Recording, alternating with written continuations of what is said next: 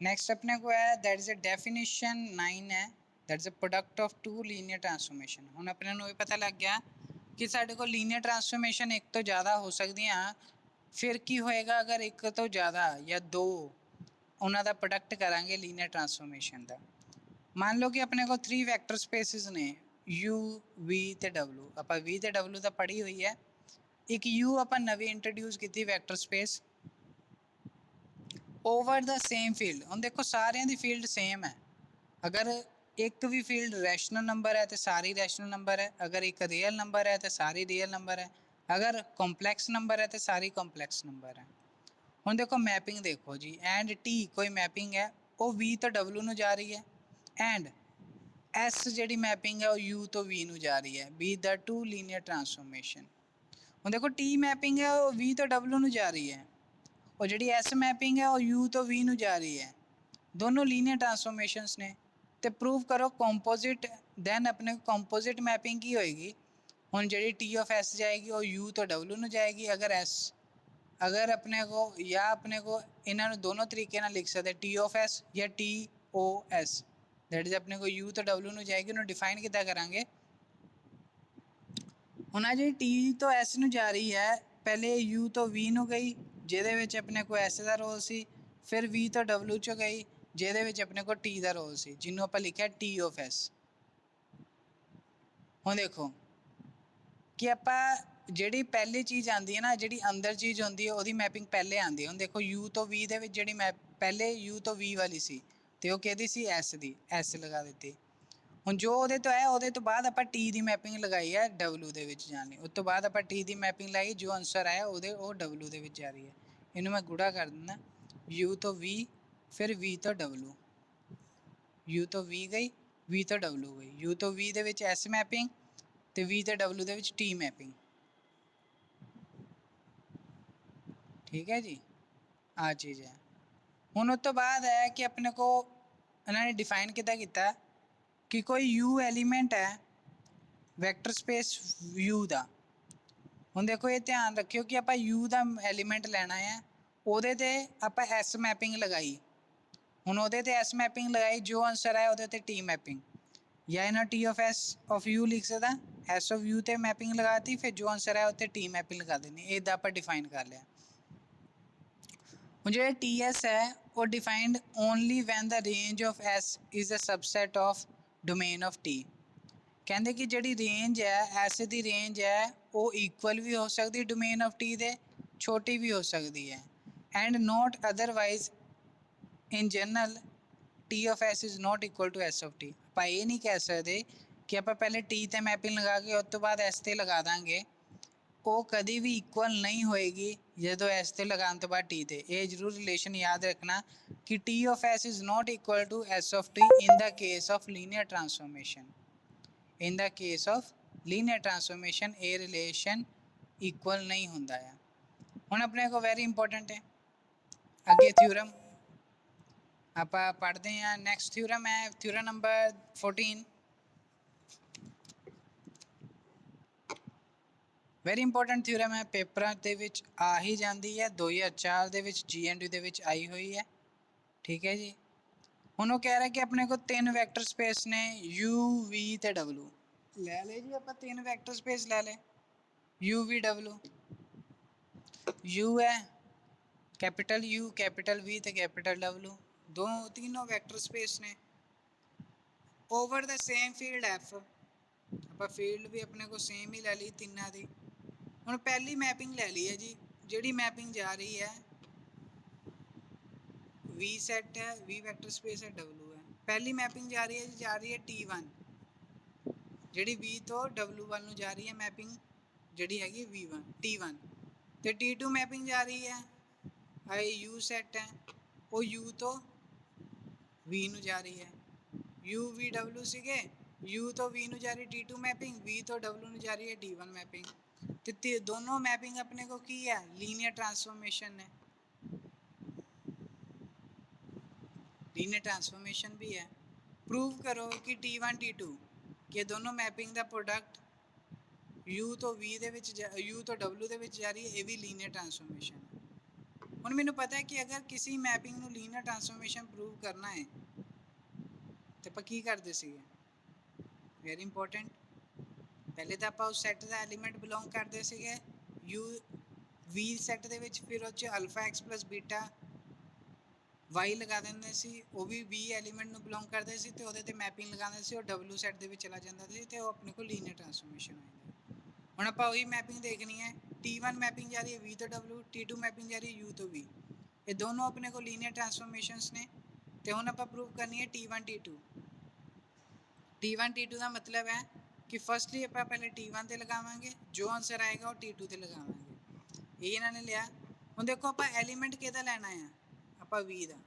ਉਹਨੂੰ ਕਹਿ ਰਿਹਾ ਕਿ U ਤੋਂ W ਨੂੰ ਜਾ ਰਹੀ ਹੈ, ਧਿਆਨ ਰੱਖਿਓ ਕਿ U ਤੋਂ W 'ਚ ਜਾ ਰਹੀ ਹੈ। ਹੁਣ ਆਪਾਂ ਕੋਈ ਐਲੀਮੈਂਟ ਲੈ ਲਿਆ small u, capital U vector space ਦੇ ਵਿੱਚੋਂ ਸਮਾਲ u ਐਲੀਮੈਂਟ ਲੈ ਲਿਆ, ਉਹਦੇ ਤੇ ਮੈਪਿੰਗ ਲਗਾਤੀ T1 T2 ਤੇ ਉਹ ਕਿਹਦੇ ਵਿੱਚ ਚਲਾ ਗਿਆ, T1 T2 ਕਿੱਦਾਂ ਦਾ ਐਲੀਮੈਂਟ ਹੋਏਗਾ U ਦਾ, ਉਹ ਕਿਹਦੇ ਵਿੱਚ ਹੋ ਗਿਆ ਵੈਕਟਰ ਸਪੇਸ W ਦੇ ਵਿੱਚ, W ਦੇ ਵਿੱਚ ਕਿੱਦਾਂ ਦਾ ਐਲੀਮੈਂਟ ਹੋਏਗਾ T1 T2 ਆਫ U, ਇਹ ਉਹਨਾਂ ਨੇ ਲਿਖਿਆ। ਹੁਣ T1 T2 ਆਫ U ਨੂੰ ਮੈਂ ਇੱਦਾਂ ਵੀ ਲਿਖ ਸਕਦਾ T1 bracket of T2 U, ਇਹ ਵੀ ਆਪਣੇ को बिलोंग करेगा W सेट में। ध्यान में देखो कि T1 T2 defined as the range of T2 that is equal to the domain of T1, कि जो अपने को T2 की रेंज होएगी वो अपने को डोमेन ऑफ T1 होएगी। अगर ये दोनों इक्वल है टाइम में क्या सी, ठीक है जी, ताई आप मैपिंग में लीनियर ट्रांसफॉर्मेशन प्रूव कर सकते हैं। तो T1 T2 of U that is the T1 bracket of T2 of U element आप वैक्टर स्पेस कैपिटल U तो ले लिया। ਹੁਣ ਉਸ ਤੋਂ ਬਾਅਦ ਆਪਾਂ ਕੋਈ ਦੋ ਐਲੀਮੈਂਟ ਲੈ ਲਏ ਆ U1 ਤੇ U2 ਵੈਕਟਰ ਸਪੇਸ U ਦੇ ਵਿੱਚੋਂ ਅਲਫਾ ਬੀਟਾ ਆਪਾਂ ਬਿਲੋਂਗ ਕਰ ਲਿਆ ਫੀਲਡ ਦੇ ਵਿੱਚ, ਡੈਫੀਨੇਸ਼ਨ ਲਗਾ ਦਿੱਤੀ ਕਿਉਂਕਿ U ਆਪਣੇ ਕੋਲ ਵੈਕਟਰ ਸਪੇਸ ਹੈ ਤੇ ਜੇਕਰ ਆਪਣੇ ਕੋਲ U1 ਤੇ U2 U ਦੇ ਵਿੱਚੋਂ ਬਿਲੋਂਗ ਕਰ ਰਹੇ ਤੇ alpha U1 plus beta U2 ਵੀ U ਦੇ ਵਿੱਚੋਂ ਬਿਲੋਂਗ ਕਰੇਗੇ by the definition of vector space. ਹੁਣ ਅਗਰ ਇਹ ਆਪਣੇ ਕੋ alpha U1 plus beta U2 belong ਕਰਕੇ ਕੈਪੀਟਲ U ਨੂੰ, ਤੇ ਜਦੋਂ ਮੈਂ ਇਹਦੇ ਤੇ ਮੈਪਿੰਗ ਲਗਾਉਂਗਾ ਉਹ ਕਿਹਦੇ ਤੇ ਚੱਲ ਜੂਗਾ, that is a W set ਦੇ ਵਿੱਚ। ਮੈਂ ਉਹੀ ਮੈਪਿੰਗ ਲਗਾਉਣ ਲੱਗਾ, ਮੈਪਿੰਗ ਕਿਹੜੀ ਲਗਾ ਰਿਹਾ T1 T2 ਦੀ, T1 T2 ਦੀ ਮੈਪਿੰਗ ਲਗਾਈ ਤੇ T1 ਇੱਧਰ ਰਹਿ ਗਿਆ, T2 ਅੰਦਰ ਚਲਾ ਗਿਆ, T2 ਇਹਦੇ ਨਾਲ ਮਲਟੀਪਲਾਈ ਹੋਇਆ, ਇਹਦੇ ਨਾਲ ਮਲਟੀਪਲਾਈ ਹੋਇਆ ਤੇ ਅਲਫਾ T2 U1 ਆ ਗਿਆ ਪਲੱਸ ਬੀਟਾ T2 U2 ਆ ਗਿਆ। ਹੁਣ ਇਹਨੂੰ ਆਪਾਂ ਕਿੱਦਾਂ ਮਲਟੀਪਲਾਈ ਕਰ ਸਕਦੇ, ਕਿਉਂ ਕਰ ਸਕਦੇ, ਕਿਉਂਕਿ ਇਹਨਾਂ ਨੇ ਕੀ ਦਿੱਤਾ T2 ਇਜ਼ ਏ ਲੀਨੀਅਰ ਟਰਾਂਸਫੋਰਮੇਸ਼ਨ। ਅਗਰ T2 ਲੀਨੀਅਰ ਟਰਾਂਸਫੋਰਮੇਸ਼ਨ ਹੈ ਤਾਂ ਹੀ ਆਪਾਂ ਇਹਨਾਂ ਨੂੰ ਅੰਦਰ ਮਲਟੀਪਲਾਈ ਕਰ ਸਕਦੇ ਹਾਂ, ਠੀਕ ਹੈ। ਅੰਦਰ ਮਲਟੀਪਲਾਈ ਕਰਤਾ T2 ਇਜ਼ ਏ ਲੀਨੀਅਰ ਟਰਾਂਸਫੋਰਮੇਸ਼ਨ, ਫਿਰ ਉਸ ਤੋਂ ਬਾਅਦ alpha T2 U1 plus T1 ਬੀਟਾ T2 U2 ਆਪਾਂ ਜੀ ਸਿੰਪਲ ਲੈ ਲਿਆ। ਹੁਣ T1 ਨੂੰ ਵੀ ਇਹਦੇ ਨਾਲ ਮਲਟੀਪਲਾਈ ਕਰਤਾ, ਇਹਦੇ ਨਾਲ ਮਲਟੀਪਲਾਈ ਕਰ ਦਿੱਤਾ। ਹੁਣ ਅਲਫਾ ਬਾਹਰ ਆ ਗਿਆ T1 ਆਫ T2 U1, ਬੀਟਾ ਬਾਹਰ ਆ ਗਿਆ T1 of T2 U2, that is T1 T2 ਨੂੰ ਬ੍ਰੈਕਟ ਦੇ ਵਿੱਚ ਕਰ ਲਿਆ, ਇੱਧਰ ਵੀ ਬ੍ਰੈਕਟ ਦੇ ਵਿੱਚ ਕਰ, ਦੈਟ ਇਜ਼ ਆਪਣੇ ਕੋ ਬਿਲੋਂਗ ਕਿਹਨੂੰ ਕਰ ਗਿਆ W ਸੈਟ ਨੂੰ। ਤੇ ਆਪਣੇ ਕੋ ਕੀ ਹੋ ਗਿਆ ਕਿ ਦਿਸ ਜਿਹੜੀ ਮੈਪਿੰਗ ਹੈ ਉਹ ਕੀ ਹੋਗੀ ਲੀਨੀਅਰ ਟਰਾਂਸਫੋਰਮੇਸ਼ਨ, ਸਾਡੇ ਕੋਲ ਇੱਥੇ ਪ੍ਰੂਫ ਹੋ ਜਾਂਦਾ ਲੀਨੀਅਰ ਟਰਾਂਸਫੋਰਮੇਸ਼ਨ। ਸਾਡੇ ਕੋਲ ਥਿਊਰਮ ਨੰਬਰ 14 ਕੰਪਲੀਟ ਹੋ ਜਾਂਦੀ ਹੈ ਪਿਛਲੇ ਵਿੱਚ ਹੀ ਕਿ T1 T2 ਆਪਾਂ ਲੀਨੀਅਰ ਟਰਾਂਸਫੋਰਮੇਸ਼ਨ ਪ੍ਰੂਫ ਕਰ ਲਈ ਹੈ। ਹੁਣ ਥਿਊਰਮ ਨੰਬਰ ਆਪਣੇ ਕੋ ਆਉਂਦੀ ਹੈ 15 ਥਿਊਰਮ ਆਉਂਦੀ ਹੈ, ਕਹਿੰਦੇ U V W ਆਪਣੇ ਕੋਲ ਤਿੰਨ ਵੈਕਟਰ ਸਪੇਸ ਨੇ, ਲੈ ਲਏ ਜੀ, ਓਵਰ ਦਾ ਸੇਮ ਫੀਲਡ F, ਇਹ ਵੀ ਉਹਨਾਂ ਨੇ ਲੈ ਲਿਆ। ਨਾਲ ਮੈਪਿੰਗ ਉਹਨਾਂ ਨੇ ਦੇਖੋ ਕੀ ਦਿੱਤੀ ਹੈ, T1 ਮੈਪਿੰਗ ਦਿੱਤੀ ਹੈ U ਤੋਂ V ਦੇ ਵਿੱਚ ਜਾ ਰਹੀ, T1 ਮੈਪਿੰਗ ਹੈ U ਹੈ V ਹੈ, ਇਹਦੇ ਵਿੱਚ ਜਾ ਰਹੀ ਹੈ T1 mapping, T1 mapping U ਤੋਂ V ਦੇ ਵਿੱਚ ਜਾ ਰਹੀ ਹੈ। ਤੇ T2 ਨੇ ਮੈਪਿੰਗ ਲੈ ਲਈ, ਦੈਟ ਇਜ਼ ਆਪਣੇ ਕੋ ਅਗੇਨ U ਤੋਂ V ਵਿੱਚ ਜਾ ਰਹੀ, ਦੋਨੋਂ ਮੈਪਿੰਗ ਸੇਮ U ਤੇ V ਦੇ ਵਿੱਚ ਜਾ ਰਹੀਆਂ, T1 ਵੀ ਤੇ T2 ਵੀ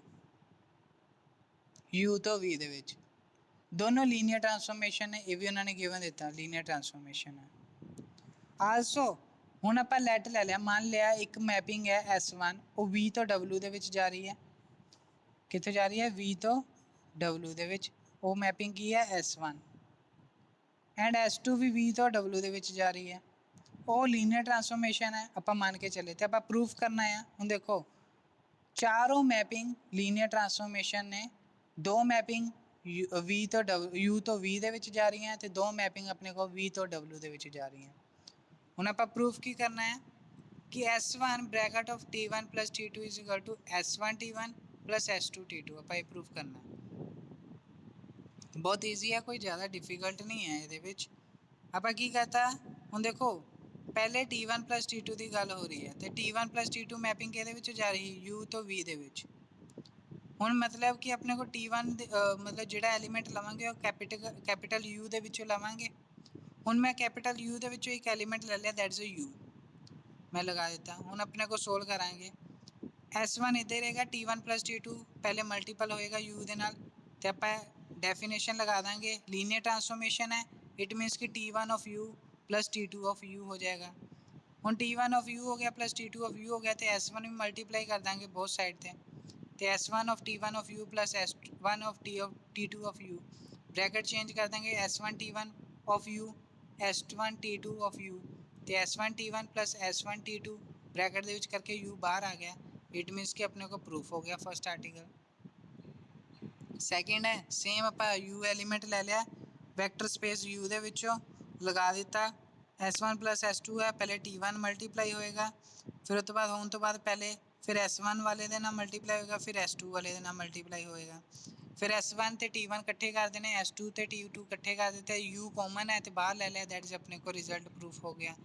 ਥਰਡ ਵੀ ਸੇਮ ਹੈ, ਸਕੇਲਰ ਮਲਟੀਪਲੀਕੇਸ਼ਨ ਹੈ, alpha S1 T1 of U ਲੈ ਲਿਆ, ਪਹਿਲੇ T1 of U ਮਲਟੀਪਲਾਈ ਕਰੇਗਾ, S1 ਬਾਹਰ ਰਹੇਗਾ, ਫਿਰ S1 ਅੰਦਰ ਚਲਾ ਜਾਏਗਾ, alpha S1 T1 of U ਲੈ ਲਿਆ। ਇਹਦੇ ਰਾਈਟ ਹੈਂਡ ਸਾਈਡ ਆਪਣੇ ਕੋਲ ਪ੍ਰੂਫ ਸੋਲਵ ਕਰ ਲਈ, S1 alpha of T1 alpha of T1 of U ਲੈ ਲਿਆ ਤੇ ਕੀ ਆ ਗਿਆ, ਅਲਫਾ T1 U ਆ ਗਿਆ, ਫਿਰ ਅਲਫਾ ਬਾਹਰ ਆਏ ਨਾ S1 ਅੰਦਰ ਚਲਾ ਜਾਏਗਾ, ਪ੍ਰੋਡਕਟ ਕਰ ਲਿਆ ਤੇ ਆਪਣੇ ਕੋਲ ਸਾਰੇ ਰਿਜ਼ਲਟ ਇੱਥੇ ਜਾ ਕੇ ਪ੍ਰੂਫ ਹੋ ਜਾਂਦੇ। ਵੈਰੀ ਈਜ਼ੀ ਕੁਐਸਚਨ ਹੈ ਇਹ, ਬਸ ਇਹ ਹੈ ਕਿ ਬ੍ਰੈਕਟ ਚੇਂਜ ਕਰਨੀ ਹੈ, ਬਾਕੀ ਆਪਣੇ ਕੋਲ ਸੇਮ ਪ੍ਰੂਫ ਹੋ ਜਾਏਗਾ। ਇਸ ਤੋਂ ਬਾਅਦ ਦੇਖੋ ਐਗਜ਼ਾਮਪਲ ਜਿਹੜੀ ਥਿਊਰਮ ਨੰਬਰ 16 ਹੈ, ਤੁਸੀਂ ਆਪਣੇ ਆਪ ਕਰਨੀ ਹੈ, ਇਹਦੇ ਵਿੱਚ ਵੀ ਕੁਝ ਖਾਸ ਨਹੀਂ ਹੈ। ਉਸ ਤੋਂ ਬਾਅਦ ਤੁਸੀਂ ਆ ਜਾਓ definition number 9, that's an linear algebra ਔਰ ਅਲਜੈਬਰਾ ਕੀ ਹੁੰਦੀ ਹੈ। ਲੀਨੀਅਰ ਅਲਜੈਬਰਾ ਔਰ ਅਲਜੈਬਰਾ ਇੰਪੋਰਟੈਂਟ ਡੈਫੀਨੇਸ਼ਨ ਹੈ।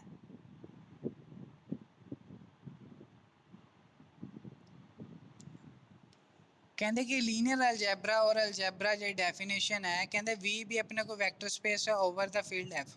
ਕਹਿੰਦੇ ਕੋਈ ਵੀ ਵੈਕਟਰ ਸਪੇਸ ਲੈ ਲਓ, ਆਪਾਂ ਵੀ ਲੈ ਲਈ, ਓਵਰ ਦਾ ਸੇਮ ਫੀਲਡ ਐਫ ਲੈ ਲਈ। ਕਹਿੰਦੇ ਉਹਨੂੰ ਅਲਜੈਬਰਾ ਓਵਰ ਐਫ ਕਦੋਂ ਕਵਾਂਗੇ, ਦੈਟ ਇਜ਼ ਇੰਪੋਰਟੈਂਟ ਨਈ ਟਰਮ। ਅਲਜੈਬਰਾ ਓਵਰ ਐਫ ਕਦੋਂ ਕਵਾਂਗੇ, ਇਫ ਕੰਡੀਸ਼ਨ ਇਜ਼ ਦੈਟ ਕਿ it is equipped with another composition, ਅਗਰ ਇਹਦੇ ਵਿੱਚ ਕੁਝ ਹੋਰ ਕੰਪੋਜੀਸ਼ਨ ਐਡ ਹੋਣ ਜਾਂ ਫੋਲੋ ਕਰਨ, ਜਿਹਨੂੰ ਆਪਾਂ ਮਲਟੀਪਲੀਕੇਸ਼ਨ ਆਫ ਵੈਕਟਰ ਵੀ ਕਹਿੰਦੇ ਆ, ਤੇ ਉਹਨੂੰ ਆਪਾਂ ਵੈਕਟਰ ਸਪੇਸ ਨੂੰ ਕਹਿ ਸਕਦੇ, ਦੈਟ ਇਜ਼ ਅਲਜੈਬਰਾ ਓਵਰ ਐਫ। ਕੁਝ ਕੰਪੋਜੀਸ਼ਨਸ ਨੇ ਜੇ ਆਪਣੇ ਕੋਲ ਵੈਕਟਰ ਸਪੇਸ ਦੇ ਵਿੱਚ ਐਡ ਹੋ ਜਾਂਦੀ ਹੈ ਤੇ ਉਹਨੂੰ ਆਪਾਂ ਅਲਜੈਬਰਾ ਔਨ ਐਕਸ ਕਵਾਂਗੇ, ਔਨ ਐਫ ਕਵਾਂਗੇ, ਓਵਰ ਐਫ। ਤਾਂ ਕਿਹੜੀਆਂ ਕਿਹੜੀਆਂ ਪ੍ਰੋਪਰਟੀਜ਼ ਨੇ ਜਾਂ ਕਿਹੜੇ ਕਿਹੜੇ ਹੈਗੀਆਂ ਸਕੇਲਰ ਮਲਟੀਪਲੀਕੇਸ਼ਨ ਦੇ, ਦੈਟ ਇਜ਼ ਫਸਟ ਆਉਂਦਾ ਆਪਣੇ ਕੋਲ ਐਸੋਸੀਏਟਿਵ। ਹੁਣ ਜਨਰਲ ਚੀਜ਼ ਸਾਨੂੰ ਪਤਾ ਹੈ ਕਿ ਐਸੋਸੀਏਟਿਵ ਦੇ ਵਿੱਚ ਕੀ ਹੁੰਦਾ ਹੈ, ਆਪਣੇ ਕੋਲ 3 ਐਲੀਮੈਂਟ ਲੈ ਲੈਂਦੇ ਆ ਵੀ ਵੈਕਟਰ ਸਪੇਸ ਦੇ ਵਿੱਚ ਤੇ ਆਪਾਂ ਸੋਲਵ ਕਰਦੇ ਆ x ਇੰਟੂ ਵਾਈ। ਅਗਰ ਉਹਨਾਂ ਨੇ ਮਲਟੀਪਲੀਕੇਸ਼ਨ ਦੀ ਗੱਲ ਕੀਤੀ ਹੈ, ਪਹਿਲੇ ਐਕਸ ਵਾਈ ਨੂੰ ਮਲਟੀਪਲਾਈ ਕਰਾਂਗੇ ਫਿਰ ਜ਼ੈਡ ਨਾਲ ਮਲਟੀਪਲਾਈ ਕਰਾਂਗੇ, ਇਜ਼ ਇਕੁਅਲ ਟੂ ਦਾ ਪਹਿਲੇ ਵਾਈ ਜ਼ੈਡ ਨੂੰ ਮਲਟੀਪਲਾਈ ਕਰਾਂਗੇ ਫਿਰ ਐਕਸ ਨੂੰ, ਜੇਕਰ ਇਹ ਦੋਨੋਂ ਇਕੁਅਲ ਆ ਜਾਂਦੇ ਇਟ ਮੀਨਸ ਕਿ ਐਸੋਸੀਏਟਿਵ ਪ੍ਰੋਪਰਟੀ ਨੂੰ ਹੋਲਡ ਕਰ ਰਿਹਾ। ਸੈਕਿੰਡ ਆਉਂਦਾ ਹੈ ਕਿ ਆਪਣੇ ਕੋਲ ਡਿਸਟਰੀਬਿਊਟਿਵ ਮਲਟੀਪਲੀਕੇਸ਼ਨ ਇਜ਼ ਡਿਸਟਰੀਬਿਊਟਿਵ, ਤੇ ਇਹਦੇ ਵਿੱਚ ਕੀ ਹੁੰਦਾ ਐਕਸ ਵਾਈ ਜ਼ੈਡ 3 ਐਲੀਮੈਂਟ ਲੈ ਲਏ ਵੈਕਟਰ ਸਪੇਸ ਦੇ ਵਿੱਚ ਤੇ ਐਕਸ ਇੱਧਰ ਰਹਿ ਗਿਆ ਵਾਈ ਪਲਸ ਜ਼ੈਡ, ਤੇ ਇਹਨੂੰ ਆਨਸਰ ਕੀ ਹੋਏਗਾ X Y plus X Z. ਇੱਧਰ X plus Y into Z ਹੈ, ਇੱਥੇ ਜ਼ੈਡ ਰਹਿ ਗਿਆ, ਇੱਥੇ ਜ਼ੈਡ ਪਿੱਛੇ ਆਉਂਦਾ ਤੇ ਐਕਸ ਜ਼ੈਡ ਹੋ ਜਾਏਗਾ ਪਲਸ ਵਾਈ ਜ਼ੈਡ ਹੋਏਗਾ। ਇਹਦੇ ਥਰਡ ਪ੍ਰੋਪਰਟੀ ਹੈ ਦੈਟ ਇਜ਼ ਐਕਸ ਤੇ ਵਾਈ ਦੋ ਵੈਕਟਰ ਸਪੇਸ ਦੋ ਐਲੀਮੈਂਟ ਲੈ ਲਏ ਵੈਕਟਰ ਸਪੇਸ ਦੇ ਵਿੱਚੋਂ ਤੇ ਅਲਫਾ ਬਿਲੋਂਗ ਕਰ ਰਿਹਾ ਫੀਲਡ ਨੂੰ, ਤੇ ਅਲਫਾ ਇੰਟੂ ਐਕਸ ਵਾਈ ਤੇ alpha x into y that is are equal to, ਅਗਰ ਇਹ ਰਿਲੇਸ਼ਨ ਆਪਸ ਵਿੱਚ ਇਕੁਅਲ ਹੋ ਜਾਂਦੇ। ਜਦੋਂ ਇਹ 3 ਐਕਸਟਰਾ ਆਪਾਂ ਪ੍ਰੋਪਰਟੀਜ਼ ਐਡ ਕਰ ਲਈਆਂ, ਪਹਿਲੇ ਆਪਾਂ ਵੈਕਟਰ ਸਪੇਸ ਪ੍ਰੂਵ ਕਰਨ ਲਈ 10 ਪ੍ਰੋਪਰਟੀਆਂ ਕਰਦੇ ਸੀਗੇ, ਹੁਣ ਇਹ 10 ਦੇ ਵਿੱਚ ਹੋਰ 3 ਪ੍ਰੋਪਰਟੀਆਂ ਐਡ ਹੋ ਗਈਆਂ ਤੇ ਆਪਾਂ ਉਹਨੂੰ ਕੀ ਕਵਾਂਗੇ ਅਲਜੈਬਰਾ ਔਨ ਓਵਰ ਐਫ। ਕਿਸੇ ਵੀ ਵੈਕਟਰ ਸਪੇਸ ਨੂੰ ਆਪਾਂ ਐਲਜੈਬਰਾ ਓਵਰ ਐਫ ਕਦੋਂ ਕਵਾਂਗੇ, ਜਦੋਂ ਉਹ ਸਾਡੇ ਕੋਲ addition under the addition and scalar multiplication ਵਾਲੀ ਟੋਟਲ 13 ਪ੍ਰੋਪਰਟੀਆਂ ਨੂੰ ਫੋਲੋ ਕਰੇ। ਨੋਟ ਵੀ ਹੈ ਜੀ, ਇੰਪੋਰਟੈਂਟ ਹੈ। ਕਹਿੰਦੇ ਕੋਈ ਵੀ ਐਲੀਮੈਂਟ ਲੈ ਲਓ ਵੈਕਟਰ ਸਪੇਸ V ਦਾ, are commutative for multiplication commutative ਹੋਣਾ ਚਾਹੀਦਾ। ਕਿਊਮੂਟੇਟਿਵ ਦਾ ਮਤਲਬ ਕੀ ਹੈ, x ਤੇ y is equal to yx। ਕਹਿੰਦੇ ਕਿ xy is equal to yx ਹੈ, that is a commutative property. Under ਦਾ ਮਲਟੀਪਲੀਕੇਸ਼ਨ ਹੈ, ਇਹ ਦੋਨਾਂ ਚੋਂ ਮਲਟੀਪਲੀਕੇਸ਼ਨ ਹੈ। x ਤੇ y ਕੋਈ ਦੋ ਐਲੀਮੈਂਟ ਵੈਕਟਰ ਸਪੇਸ ਦੇ ਵਿੱਚ ਲੈ ਲਏ ਤੇ ਉਹਨੂੰ ਕਿਊਮੂਟੇਟਿਵ ਐਲਜੈਬਰਾ ਕਹਾਂਗੇ। ਕਹਿੰਦੇ ਕਿ ਇਹਨਾਂ ਦੇ ਨਾਲ ਇੱਕ ਹੋਰ ਪ੍ਰੋਪਰਟੀ ਅਗਰ ਐਡ ਹੋ ਜਾਂਦੀ ਹੈ, ਆਹ ਵਾਲੀ ਕਿਊਮੂਟੇਟਿਵ ਵਾਲੀ, ਤੇ ਕਿਊਮੂਟੇਟਿਵ ਐਲਜੈਬਰਾ ਹੋ ਜਾਏਗੀ। ਉਸ ਤੋਂ ਬਾਅਦ ਹੈ ਕਿ ਇਹ ਚਾਰ ਪ੍ਰੋਪਰਟੀਆਂ ਦੇ ਨਾਲ ਇੱਕ ਹੋਰ ਪ੍ਰੋਪਰਟੀ ਵੀ ਐਡ ਹੋ ਜਾਂਦੀ ਹੈ, ਜਦੋਂ 1 ਬਿਲੋਂਗ ਕਰੇਗਾ vector space V over the field F such that ਕਿ ਆਪਣੇ को 1 into x is equal to x into 1, तो दैट इज़ अपने को की होगी, यूनिटी होगी। दैट इज़ अपने को linear algebra with unity, that is a important definition. Linear algebra over unity with unity अपने को टोटल अपने को ये कितनियाँ हो गई, 1 2 3 4 ਤੇ 5 ਇਹ ਹੋ ਗਈਆਂ, ਤੇ ਬਾਕੀ ਆਪਣੇ को 10 ਪ੍ਰੋਪਰਟੀਆਂ ਪਹਿਲੇ ਸੀਗੀਆਂ, ਤੇ ਟੋਟਲ 15 ਪ੍ਰੋਪਰਟੀ ਹੋ ਗਈ, ਤੇ ਉਹਨੂੰ ਆਪਾਂ ਕਹਾਂਗੇ ਲੀਨੀਅਰ ਅਲਜੈਬਰਾ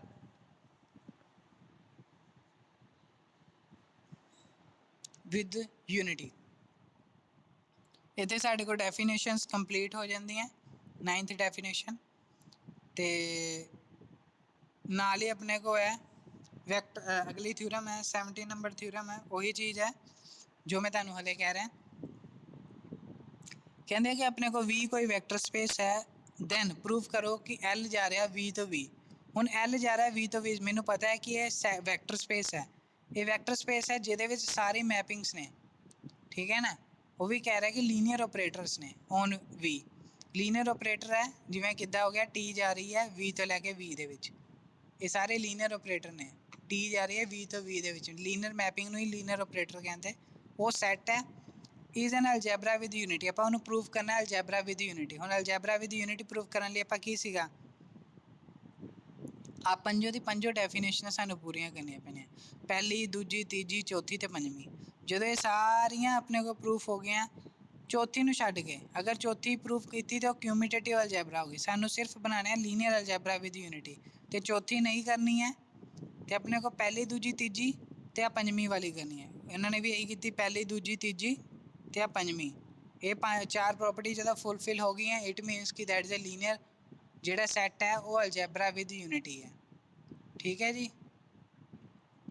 ਨੈਕਸਟ ਡੈਫੀਨੇਸ਼ਨ ਹੈ, ਵੈਰੀ ਇੰਪੋਰਟੈਂਟ ਡੈਫੀਨੇਸ਼ਨ ਹੈ। ਕਹਿੰਦੇ ਕਿ ਆਪਣੇ ਕੋਲ ਕੋਈ ਮੈਪਿੰਗ ਹੈ V ਤੋਂ V ਦੇ ਵਿੱਚ ਜਾ ਰਹੀ ਹੈ, ਲੀਨੀਅਰ ਆਪਰੇਟਰ। ਕਹਿੰਦੇ V ਆਪਣੇ ਕੋਲ ਵੈਕਟਰ ਸਪੇਸ ਹੈ ਓਵਰ ਦਾ ਫੀਲਡ F, ਤੇ ਜੇਕਰ ਮੈਂ ਮੈਪਿੰਗ ਦਾ ਸਕੇਅਰ ਕਰ ਦਵਾਂ, T ਸਕੇਅਰ ਹੈ, ਉਹ ਵੀ ਮੈਪਿੰਗ ਜਾ ਰਹੀ ਹੈ V ਦੇ ਵਿੱਚ as a T square of V, that is ਮੈਂ T ਸਕੇਅਰ ਨੂੰ ਲਿਖ ਸਕਦਾ T ਆਫ V, ਕਿ ਪਹਿਲੇ ਇੱਕ T ਤੇ ਉੱਤੇ ਮੈਪਿੰਗ ਲਗਾਊਂਗਾ, ਫਿਰ ਜੋ ਆਂਸਰ ਆਏਗਾ ਫਿਰ ਉੱਤੇ ਆਪਣੇ को T ਮੈਪਿੰਗ ਲਗਾਊਂਗਾ। ਦੈਟ ਇਜ਼ ਮਤਲਬ ਕਿ T ਸਕੇਅਰ ਆਪਣੇ को T ਇੰਟੂ T ਹੋ ਗਿਆ। ਇੱਦਾਂ ਹੀ ਸਾਰੀਆਂ ਅਗਰ ਮੈਂ T3 ਲੈਂਦਾ ਤਾਂ ਆਪਣੇ को 3 ਵਾਰ ਪ੍ਰੋਡਕਟ ਹੋਏਗਾ T ਮੈਪਿੰਗ ਦਾ। ਇੱਦਾਂ ਹੀ ਆਪਣੇ को T0 ਲਗਾਉਣਾ, ਦੈਟ ਇਜ਼ ਆਪਣੇ को ਆਈਡੈਂਟੀਟੀ ਇਹ ਆਪਣੇ को ਆਈਡੈਂਟੀਟੀ ਆਪਰੇਟਰ ਹੁੰਦਾ ਆ। ਅਗਰ T ਦੀ ਪਾਵਰ 0 ਹੈ, ਦੈਟ ਇਜ਼ ਆਈਡੈਂਟੀਟੀ ਆਪਰੇਟਰ, ਤੇ if T is not equal to 0 operator. ਕਹਿੰਦੇ ਕਿ T ਆਪਣੇ ਕੋਲ 0 ਆਪਰੇਟਰ ਨਹੀਂ ਹੋਗਾ, ਜਿਹੜਾ 0 ਆਪਾਂ ਮੈਪਿੰਗ ਲੈਂਦੇ ਉਹ ਇਕੁਅਲ ਨਹੀਂ ਹੋਏਗਾ, ਤੇ T ਦੀ ਪਾਵਰ ਅਗਰ 1 ਹੋਏਗਾ ਤੇ ਉਹ ਆਪਣੇ ਕੋਲ T ਆਪਰੇਟਰ ਹੋਏਗਾ। ਇਹ ਡੈਫੀਨੇਸ਼ਨ ਹੈ, ਠੀਕ ਹੈ ਜੀ। ਨੈਕਸਟ ਥਿਊਰਮ ਤੁਸੀਂ ਆਪਣੇ ਆਪ ਕਰ ਲੈਣੀ ਹੈ, 18 ਨੰਬਰ ਥਿਊਰਮ ਹੈ। ਇਹਦੇ ਵਿੱਚ ਆਪਾਂ ਮੈਥਮੈਟੀਕਲ ਇੰਡਕਸ਼ਨ ਦੇ ਨਾਲ ਪ੍ਰੂਵ ਕਰਨਾ। ਪਹਿਲੇ n ਨੂੰ 1 ਪੁੱਟ ਕਰਨਾ, ਫਿਰ n ਨੂੰ k ਪੁੱਟ ਕਰਨਾ, ਜਾਂ p ਪੁੱਟ ਕਰ ਲਓ, ਫਿਰ n ਨੂੰ p+1 ਦੇ ਲਈ ਪ੍ਰੂਫ ਕਰ ਲਓ। That is a very interesting, ਤੇ ਤੁਸੀਂ ਸੋਲਵ ਕਰ ਸਕਦੇ ਹੋ।